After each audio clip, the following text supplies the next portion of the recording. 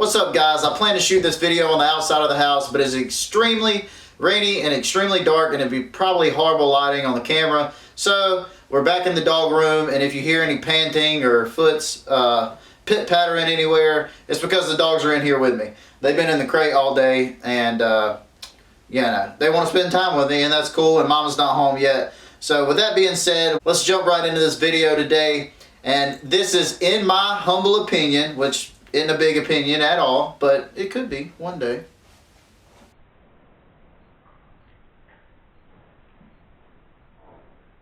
This is the best budget rifle. Now, I mean, when I say the best budget rifle, I don't mean the best AR, the best budget AR. I mean the best budget rifle in terms of capability, in terms of just all around, bless you, all around versatility. You know, you could hunt with this firearm, and you could protect your family with this firearm, and really, that's the only reason. Like, yeah, it's fun to shoot, and it is good to train, because you're not going to be able to use a firearm to that capacity if you don't. Mando, what's up, buddy? If you don't train with it, right? But you know, my main thing with these tools, because that's what they are, is tools, is to hunt to protect my family. I really like I've got more into the really liking the whole training aspect and shooting. That is extremely satisfying to be able to go out with a firearm that normal people just throw in their safe and don't really use. So I started this AR journey with, like I said in the last video, a Diamondback. The Diamondback led to the AK. The AK market led to this AR. And I did a whole lot of YouTube research. I mean, a whole lot of YouTube research. Every day I was coming home from work and I was looking up the best budget AR, right? But like I said, this really isn't just the best budget AR. In my opinion, it's the best budget rifle. Could I take a deer with this rifle? Yes. Could I protect my home with this rifle? Yes. Is it cheap to shoot? Pretty much, yeah. In terms of rifles, besides the 22 long rifle, it is the cheapest rifle to shoot. Mag compatibility, up there. Ammo availability, right here. And right now, I will say it is an election year, and it's harder to get these get this caliber. But in the grand scheme of things, it is the most popular rifle in these dog. In these United States, right? The AR-15, the stoner rifle. So hopefully it'll inspire you to go out and get one. So with that being said, let's pull out the rifle. So this is the IWI Zion. And yeah, in my humble opinion, I think it's the best budget rifle out there right now. It comes in at about $8.99, probably $7.99 online, but $8.99 if you find it at your local gun shop. And I realize there is tons of videos out there about a Zion. There's tons of videos of people showing them being shot. But I really didn't believe it until I seen a couple like average Joe looking sons of guns do their opinions on it, because it's so easy to see these things done by these big time YouTubers and be like, okay, somebody probably pays you to say that, right?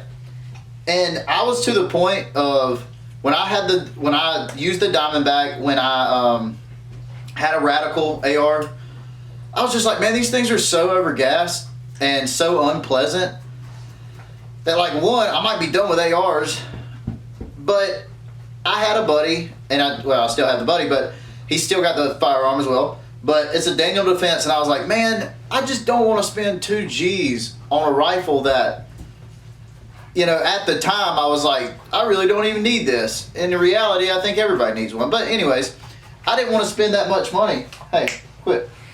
So, quit, you knuckleheads. Hey, so I was like, man, I don't want to spend all that money, but I want a reliable AR that I don't have to spend a ton for. So it led me to this Zion, and right when I took it out to shoot it, I was like, this is what I'm talking about. Super soft shooter. It's got a mid-lead gas system, and I'm not going to go over all the specs. You can go to their website and go all the way down it. But I am going to show you how I got this thing set up. I have it set up very similar to my AR or my AK. In terms of, I have a optic, I got a sling, and I got a light. This light's the Streamlight ProTac. It is the cheaper of the, I think, ProTacs, and it's like the XL or some weird number.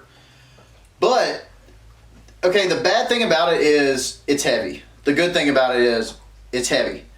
I feel like I could put this thing through some major torture and it pretty much hold up. Super bright. And it's about 1,000 lumens as well, just like my other Streamlight. But it's super heavy. And if this was an already heavy gun, I feel like that would be a con. But since it's a super, I'm used to toting an AK, and it's a super lightweight firearm, it balances this rifle so well. And that's exactly what my buddy said the other day when we were shooting it, and when he got his hands on it, he was like, man, this rifle is balanced so well. I've completely set this rifle up to cater to me. And this, dude, okay, by the way, it's got B5 furniture on it. I will say that about it. Quit. And it's got, they have really straight hand grips to where it's kind of like shooting a pistol, you know, straight up and down, not curved. That way when you got your finger off the trigger, it's straight. So you go from, now I'm a lefty, so usually start like this and switch like that. But what it does is when you have a straight handle like that, your finger doesn't have far to move when it's time to pull that trigger. But it's got a B5 SOP mod stock on it. This has super duper spoiled me. Super duper spoiled me because it's got an awesome cheek rest and I'm just used to it, man. So speaking about the cheek rest, speaking about the stock spoiling me, I'll go ahead and lead. So we got the light covered, we got the stock covered. The stock is stock. You know, it comes stock on it, right? The stock is stock. The stock is stock. It comes on it, and you can add whatever stock you want to. It's just like any other AR, but I actually prefer these SOP mods now. They're just super comfortable. They fit in my shoulder really well, and I'm so used to working with this one that I don't want to switch. I don't want something a little more slender. I like this big cheek rest, especially because with the optic I'm running, and by the way, this is a Vector 4x24 Paragon prism. So it's a 4x fixed prism optic. And so I guess this is nothing compared to a ACOG, but similar in the way that it's a prism, right? Vortex makes prisms. Man, pretty much every optic company makes prisms nowadays. But I think there's something to be said about a prism with a red dot on top of it. Now, I mean, kind of disclosure, you know, kind of sort of, not really. It really doesn't affect me, but my buddy was sent this optic to do some photography work for him. If you want to follow him, it's Operator Overalls, and he does extremely cool pictures. Works with a couple different firearm company. He's working with one major optic company right now, and he's my dude. Anyways, they sent him this to do some photography work for him. Now, that doesn't really take my opinion and sway it either way.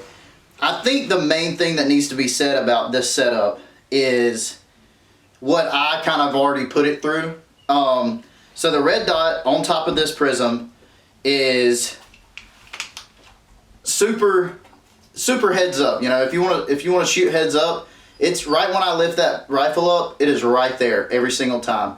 There's no moving my head. Now I come down on it a little bit because I get my cheek rest, but it's like that. I can literally pull up and shoot. I love that because I don't have to hunker down and close my line of vision into one little tiny tube, which is this prism. And I can use it for long range, and what I like it mainly for is identification and seeing what I have downrange, stuff like that. But back to what I've already put it through. So I was hanging out with my buddy, we were shooting at his range, and he drives a RAV4, like an older style SUV, right? Well, I didn't realize, but this optic was sitting, so my rifle was laying up against my leg, and I lifted up on the back end of the car and put all my body weight plus the weight of the back of the car onto this top optic. And I heard a keep, just a little bit of scratch, you know, Maybe that's a better little sound effect. And I looked at it, picked it up, shot it a couple times, and this thing is super solid, super solid. The only wiggle I'm feeling right now is from the low receiver and the upper, the little bit of, you know, which you can buy a wedge and you can make them solid. Anyways, but yeah, guys. So that Streamlight, this optic, the optic, I can say nothing but good things about it. I have not had to change a battery. Like I said, it's made by Vector Optics. If y'all want to work with your boy, holler at me. But it's a super cool. It's a Chinese optic. It's not American made, but I feel like it's a super nice budget level, you know, or entry level budget friendly optic. I really like the setup of it. I really like the thought behind it, because it fits me and what I like to do with this AR, which is move and shoot. Right? It's not a precision gun. It's an AR, and I'm trying to turn it into a workhorse. Now, like the AK, I've got an emissary handbrake right here. Super reliable, and in my eyes, I've never had an issue with it. Moving to the sling, I have a Blue Force sling, just like I do on my AK, and it's set up right here with a QD mount. And this is how I prefer to set my sling up. Now, I used to run it all the way up here, but I noticed I'm left-handed. Well, I guess this would affect right-handers too, but when I would go to reach for my rifle or go to maneuver my rifle or whatever, the outside of that sling on my right arm was just kind of annoying. It kind of threw my thought process out a little bit. And you know, other people's like, that's not a big deal. You need to learn to work with it. Dude, do what makes sense to you and do what's comfortable, right? So that's how I got this rifle set up, guys. I'm a huge fan of these IWI Zions. We might just drop in a little video of me shooting it real quick.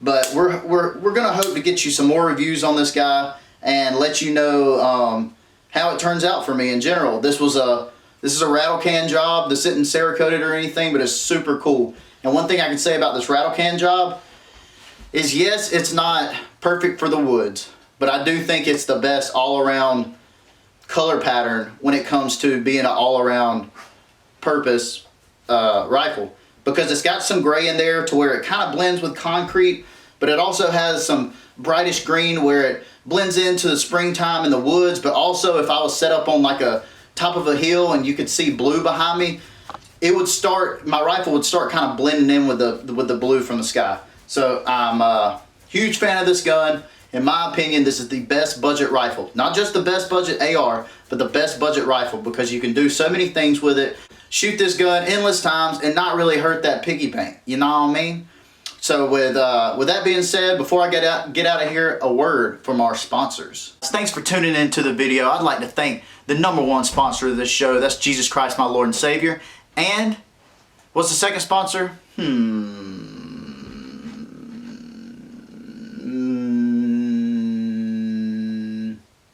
Any kind of free dog food you want to send me, because I got 3 full-grown German Shepherds and I need help. Peace.